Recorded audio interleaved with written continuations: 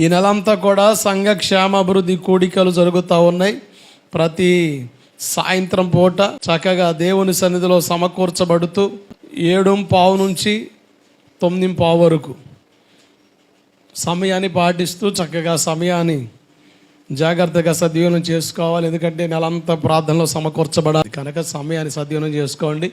చక్కగా ఈ నెలంతా దేవుని లాగపడే అవకాశం ప్రభు ఇచ్చారు కనుక ఈ నెలాఖరు 30వ తారీఖున ఈ సంఘ క్షేమాభివృద్ధి కూడికల చివరి రాత్రి సభలో దేవుని వాక్యాన్ని అందించడం మన మధ్యలోనికి దైవజనులు మణిబాబా గారు మన మధ్యకి వస్తున్నారు.